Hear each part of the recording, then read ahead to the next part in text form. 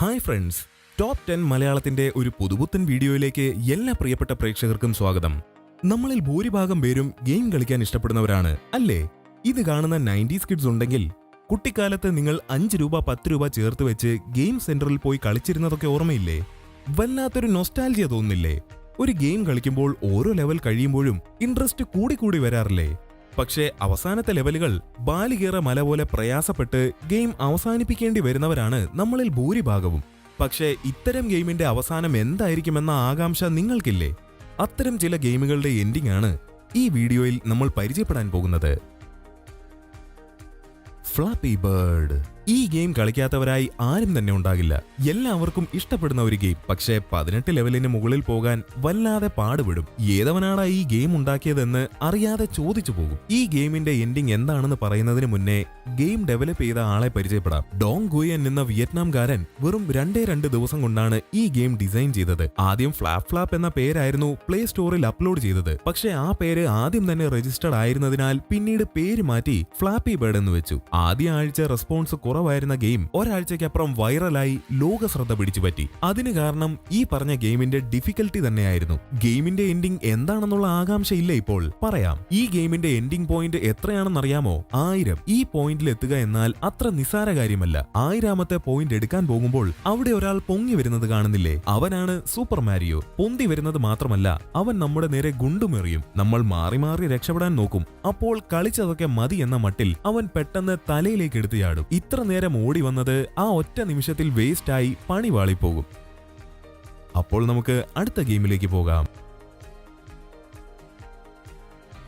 Duck hunt. ഈ game നിങ്ങൾ ഇതുവരെ കളിച്ചിട്ടില്ലെങ്കിൽ ഇപ്പോൾ തന്നെ തെരഞ്ഞു പിടിച്ച് കളിക്കൂ. അത്രയ്ക്ക് ഇൻട്രസ്റ്റിംഗ് ആയ ഒരു ഗെയിമാണിത്. ഈ ഗെയിമിൽ ഒരു നായക്കുട്ടി ഉണ്ടായിരിക്കും. ഈ നായക്കുട്ടി അവന്റെ അടുത്തുള്ള പുൽത്തകിടിയിലേക്ക് ഇര പിടിക്കാനായി ചാടി നോക്കും. പുൽത്തകിടിക്കുള്ളിൽ ഒരുപാട് വാത്ത താറാവുകൾ ഉണ്ടായിരിക്കും. അവ പറക്കാൻ ആരംഭിക്കും. അങ്ങനെ പറക്കുമ്പോൾ നമ്മൾ എന്ത് ചെയ്യണമെന്നോ? കയ്യിലുള്ള തോക്ക് വെച്ച് അവയെ വെടിവെച്ച് നായക്കുട്ടിയെ സഹായിക്കണം. ടപ്പേ എന്ന് വാത്തകളെ വെടിവെച്ചിട്ടാൽ നായക്കുട്ടി അവയെ പിടിച്ച് സന്തോഷത്തോടെ പൊങ്ങി വന്ന് നന്ദി പറയും. അഥവാ വെടികൊള്ളാതെ വാത്ത രക്ഷപ്പെട്ടാൽ നായക്കുട്ടി പല്ലുരുമിച്ച് കളിയാക്കി പൊങ്ങിവരും. ഈ ഗെയിം എൻഡാകുന്ന 100ാമത്തെ ലെവലിൽ ആകാശത്തിലൂടെ ഒരുപാട് വാത്തകൾ പറക്കാൻ ആരംഭിക്കും. ഇത്രയും വാത്തകളെ എങ്ങനെ നിമിഷ നേരം കൊണ്ട് വെടിവെക്കും എന്നാലോചിച്ച് നമ്മുടെ തല ഇറങ്ങിപ്പോകും. അപ്പോഴും ആ നായക്കുട്ടി പല്ലിറുമി കുലുങ്ങിച്ചിരിച്ച് കളിയാക്കും. ദേഷ്യം കൊണ്ട് ജോയ്സ്റ്റിക്ക് തല്ലിപ്പൊട്ടിക്കുന്ന തരത്തിലേക്ക് ഈ ഗെയിമിന്റെ എൻഡിംഗ് ആളുകളെ കൊണ്ടുപോകും. T-Rex game.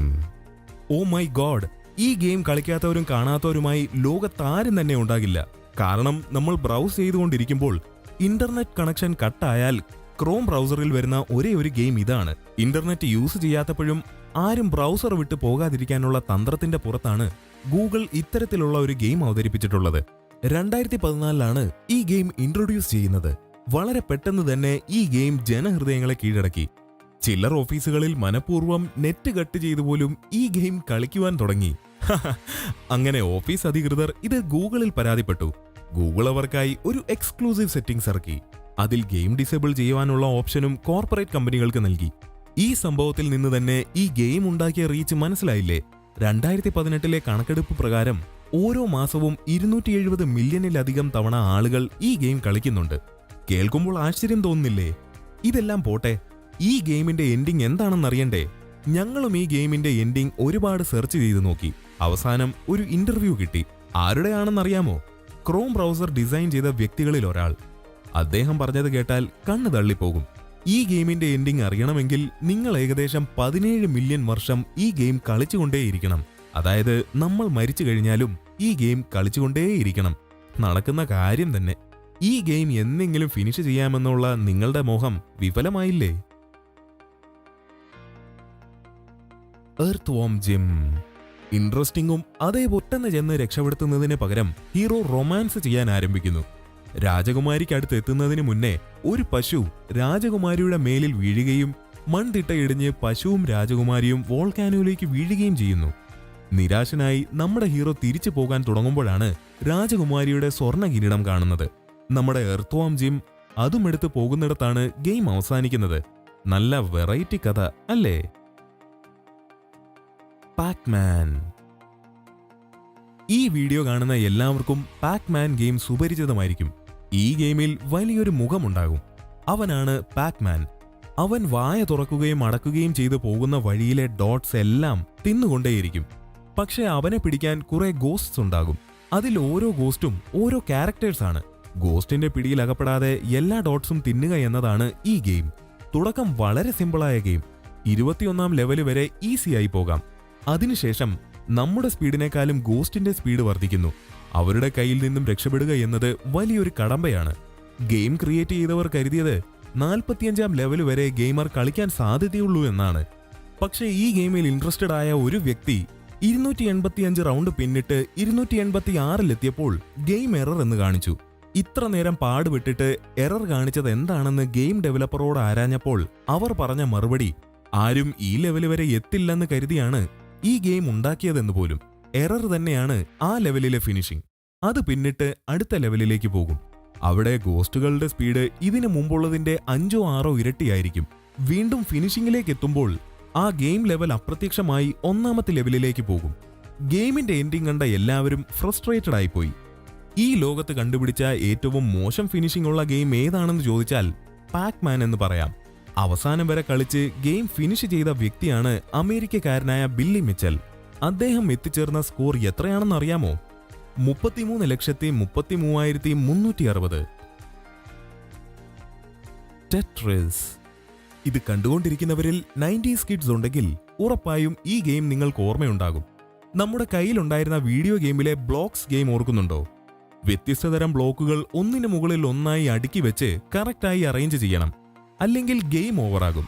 അതുപോലെയുള്ള ഒരു ഗെയിം തന്നെയാണ് ടെട്രിസ്. ചെറിയ വ്യത്യാസം എന്താണെന്ന് വെച്ചാൽ കമ്പ്യൂട്ടറിലാണ് ഈ ഗെയിം കളിക്കുന്നത്. ഈ ഗെയിമിന്റെ എൻഡിങ് എന്താണെന്നറിയാമോ? എല്ലാം കഴിഞ്ഞാൽ ഒരു കൊട്ടാരം പ്രത്യക്ഷപ്പെടും. കൊട്ടാരത്തിന്റെ മുകളിലുള്ള ഗോപുരങ്ങൾ ഓരോന്നായി മുകളിലേക്ക് പോകും. കളിച്ചു കഴിഞ്ഞവർ ഇത്രയുള്ളോ എന്ന് നിരാശപ്പെടും. എന്നാൽ അടുത്ത കളിയുടെ ഫിനിഷിംഗിൽ കൊട്ടാരം മുഴുവനായി മുകളിലേക്ക് പോകും. ഇതുകൂടി കണ്ടപ്പോൾ ആ ഗെയിം കളിച്ച് വട്ടായവരൊക്കെ രോഷാകുലരായി. ലോകത്തിലെ മോശം എൻഡിംഗ് ഉള്ള ഗെയിമിന്റെ പട്ടികയിൽ ഈ ഗെയിമിനെയും ചേർത്ത് വയ്ക്കാം. ബാറ്റിൽ ഡോട്ട്സ്. ഈ ഗെയിം നിങ്ങൾക്ക് അത്ര പരിചിതമായിരിക്കാൻ സാധ്യതയില്ല. ഗെയിം മറ്റൊന്നുമല്ല, ഗെയിമിൽ ഒരു തവളയുണ്ടാകും. ആ തവളയെ വെച്ച് ഗെയിമിലേക്ക് കടന്നു വരുന്ന മറ്റ് കഥാപാത്രങ്ങളെ നമ്മൾ അടിച്ചിടണം. അങ്ങനെ എല്ലാ ശത്രുക്കളെയും കൊന്നുകഴിഞ്ഞാൽ അവസാനം ഒരു ബ്ലാക്ക് പ്രിൻസസ് വരും. വാവ്! ബ്ലാക്ക് പ്രിൻസസ് എന്ന് കരുതി കൈകൊട്ടാൻ വരട്ടെ, കാരണം അവളൊരു ദുഷ്ടയായ പ്രിൻസസ് ആണ്. അവളെയും കൊല്ലണം. എല്ലാവരും കൊല്ലപ്പെട്ടാൽ താഴേക്ക് പോകും. പക്ഷെ ബ്ലാക്ക് പ്രിൻസസ് മുകളിലേക്ക് ഉയർന്നു പോകും. അപ്പോൾ അവിടെ ഒരു സ്പേസ് ഷിപ്പ് പ്രത്യക്ഷപ്പെടും. അത് ഹീറോസ് 2 പേരെ രക്ഷപ്പെടുത്തി കൊണ്ടുപോകും. ഇതാണ് ഈ ഗെയിമിന്റെ ഫിനിഷിംഗ്. ആ കാലഘട്ടത്തിൽ മികച്ച ഗ്രാഫിക്സ് ഉള്ള ഒരേയൊരു ഗെയിം ആയിരുന്നു ഇത്. Skating Ninja. അടുത്തതായി ഒരു ഉഗ്രൻ 3D ഗെയിമായ സ്കേറ്റിംഗ് നിഞ്ചയെ പറ്റിയാണ് പറയാൻ പോകുന്നത്. പേരുപോലെ തന്നെ സ്കേറ്റിംഗ് തന്നെയാണ് ഗെയിം. ഒരു ആൺകുട്ടി സ്കേറ്റ് ചെയ്യുന്നതാണ് പ്രധാന പ്രമേയം. ഗെയിം ത്രില്ലിംഗും രസകരവുമാണ്. തെരുവുകളിലൂടെ സ്കേറ്റ് ചെയ്യുമ്പോൾ ഉണ്ടാകുന്ന തടസ്സങ്ങളാണ് രസകരമാക്കുന്നത്. കൺസ്ട്രക്ഷൻ കുഴികൾ, ആംബുലൻസ് തുടങ്ങിയവയാണ് പ്രധാന വെല്ലുവിളിയായിട്ട് വരുന്നത്. ഓരോ തടസ്സങ്ങൾ തരണം ചെയ്യുമ്പോഴും അതിനനുസരിച്ച് കോയിൻസ് ലഭിച്ചുകൊണ്ടേയിരിക്കും. ആദ്യമായി ലൂക്കാസ് എന്ന ഒരു കഥാപാത്രത്തെയാണ് ലഭിക്കുക. എന്നാൽ കൂടുതൽ കോയിൻസ് സംഭരിക്കുന്നതിലൂടെ വ്യത്യസ്ത കഥാപാത്രങ്ങളെ ലഭിക്കുകയും കൂടുതൽ രസകരമാവുകയും ചെയ്യുന്നു. വഴിയിൽ നിന്ന് കിട്ടുന്ന സൂപ്പർ പവറുകൾ കൂടുതൽ ഇൻട്രസ്റ്റിംഗ് ആണ്. മാഗ്നറ്റ്, ബലൂൺ എന്നിവ കോയിൻ സംഭരണത്തിനും സുരക്ഷയ്ക്കും വേണ്ടിയാണ്. മറ്റൊരു പ്രധാനപ്പെട്ട കാര്യം, ഈ ഗെയിം ഒരിക്കലും അവസാനിക്കുന്നില്ലെന്നാണ്. ഒരിക്കലും അവസാനിക്കാത്ത ഗെയിമോ എന്ന് നിങ്ങൾ ചിന്തിക്കുന്നുണ്ടാവും. എന്നാൽ ഈ ഗെയിം തികച്ചും നെവർ എൻഡിംഗ് ഗെയിം തന്നെയാണ്. എത്ര നേരം വേണമെങ്കിലും കളിച്ചുകൊണ്ടേയിരിക്കാം. അതുകൊണ്ട് തന്നെ നെവർ എൻഡിംഗ് ഗെയിമുകൾ ഇഷ്ടപ്പെടുന്നവർക്ക് കളിക്കാൻ പറ്റിയ ഗെയിമാണിത്. ഓക്കെ വ്യൂവേഴ്സ്, ഈ വീഡിയോ നിങ്ങൾക്ക് ഇഷ്ടമായെന്ന് കരുതുന്നു. ഇഷ്ടമായാൽ ലൈക്ക് ചെയ്യൂ, ഷെയർ ചെയ്യൂ. ഇതുപോലെയുള്ള പുതുപുത്തൻ വീഡിയോകൾക്ക് ഞങ്ങളുടെ ചാനൽ സബ്സ്ക്രൈബ് ചെയ്യൂ. ബെല്ലൈക്കൺ അമർത്താൻ മറക്കല്ലേ.